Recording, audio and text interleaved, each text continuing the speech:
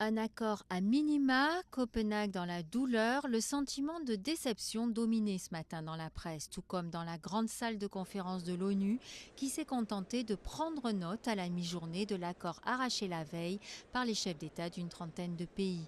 Une approbation du bout des lèvres qui suffira néanmoins à donner un statut légal au document de 3 pages qui conclut la conférence. C'est Barack Obama qui avait pris vendredi soir l'initiative d'annoncer cet accord, un accord qu'il juge insuffisant mais historique.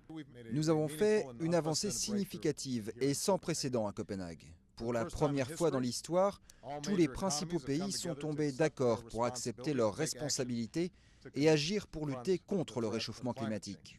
Parmi les avancées positives, l'engagement de l'ensemble des États à limiter à 2 degrés le réchauffement de la planète en 2050 par rapport au niveau pré-industriel et une enveloppe de 30 milliards débloquée d'ici 2012 pour aider les plus pauvres à faire face aux conséquences du réchauffement. Une enveloppe qui atteindra au total 100 milliards d'ici 2020. En revanche, Copenhague n'aboutit à aucun engagement commun chiffré sur les réductions des gaz à effet de serre et les États n'ont pas réussi à se mettre d'accord sur des mécanismes de contrôle efficaces. La Chine et les États-Unis sont désignés par les écologistes comme les grands responsables de ce qu'ils considèrent comme un échec. Échec aussi pour les pays en développement, furieux d'avoir été évincés du dernier round de négociations. Du côté des pays riches, c'est l'ONU que l'on montre du doigt. Ici, dans le processus onusien, vous pouvez être représenté par un ambassadeur, et vous avez par exemple l'ambassadeur du Soudan, qui a pris la parole à de nombreuses reprises, c'était d'ailleurs son droit, aux côtés du président des États-Unis ou de la chancelière Merkel.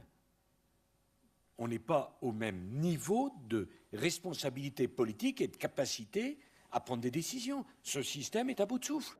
Quant aux experts du climat, ils appellent désormais les chefs d'État à se donner les moyens de leurs ambitions. Pour limiter le réchauffement à 2 degrés, il faudra de nouvelles décisions.